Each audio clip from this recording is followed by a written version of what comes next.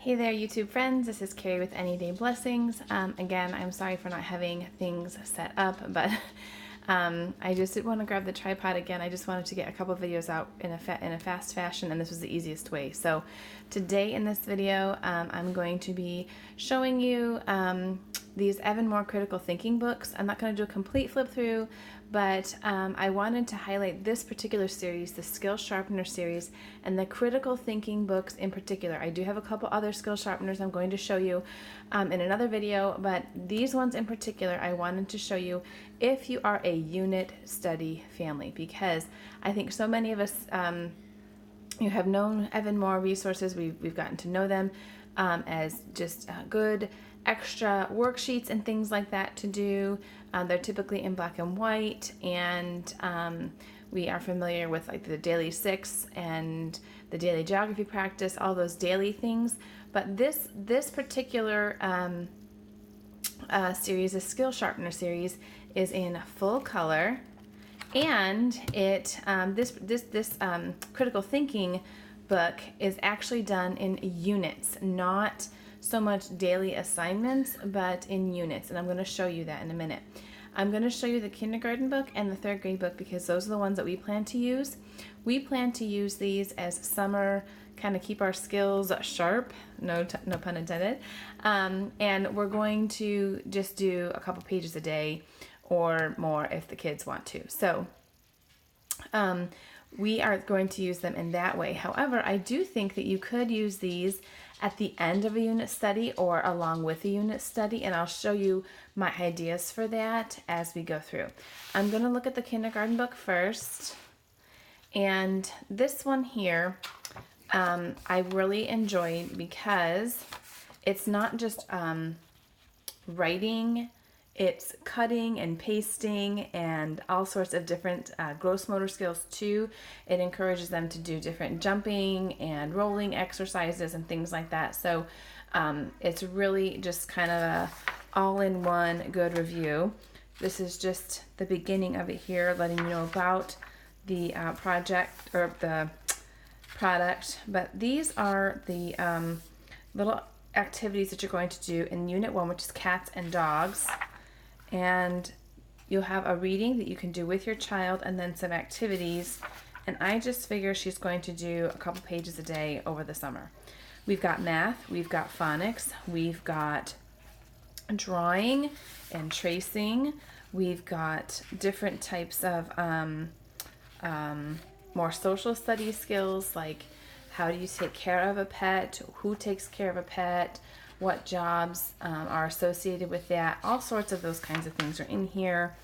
Even fun critical thinking exercises like mazes and patterns. This goes probably, I'd say, if you did just a page or two a day, you could make this go 2 weeks, but my daughter will probably have this done in 1 week.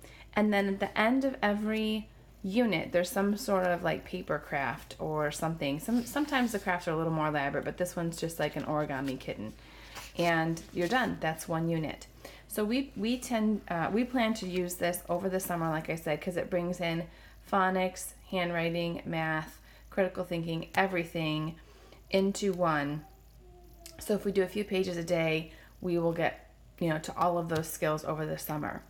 Now, if you were planning to use this, I'm going to bring the 3rd grade book for this part. If you were planning to use this in a unit study fashion, I just want to show you some ideas I had for that. So here are the different topics that are covered. Monkeys and bees, things we use, things we like, at home, at school, Mother Nature, Earth needs plants. Those are the different units, okay? So if you're doing a unit about mammals and you want to do the monkey unit along with it. You're doing a study on insects, you could do the bee unit. But what you could do is at the end of your unit on mammals, okay? Maybe you're doing a unit on Africa or South America and you want to bring in a study on monkeys, as an animal from those areas. You could just take these units and put them in wherever they meet the topics that you're studying. So here is some information about the monkey, different puzzles using math, science, social studies, all that sort of thing. They'll make charts and graphs, and they'll do different puzzles, spelling practice, word problems, drawing, all of that. This is a great way that, is this a snack? Oh, okay. I thought there was a recipe. I think there are some recipes in some of the units. But all sorts of different problem-solving activities, and then just as the kindergarten book, it ends with some sort of paper craft or project that they can actually make, and then they move on to the next unit. Okay, so I think this would be a really fun way if you want to take a week after like your animal studies or your insect studies, or let's go up here back to the front. At home, okay? Let's say you did a unit in social studies about the community, and you wanted to just do this unit kind of to not have any extra teaching or extra work for you as a mom. You could just hand them this packet and say, okay, this is our social studies for the week. Just do it at your own pace. I'll flip through here as I'm chatting about some of these ideas so you can kind of see it does follow the same kind of flow. Puzzles, activities, math, and then new unit. But I really think you could use these, like I said, as just a fun wrap up to any unit, or over the summer, or create a whole unit out of these. Say you just need a breath of fresh air. You want to ditch the textbook, you want to ditch, whatever you're using, you just need a break from it. Just get some read alouds about bees, both fictional and nonfiction, and then pull out these worksheets, and it's just an easy peasy way to keep the learning going, to keep those skills sharp without added teaching time or lesson prep for mom. So I think those could be used definitely in any of those scenarios as unit study reviews, as complete unit studies with just some picture book add-ons or read aloud add-ons, or as the summer refresher books to kind of keep things fresh over the summer, which is how we intend to use them. But if you have used these books, I would encourage you to leave a comment below and give me your other ideas.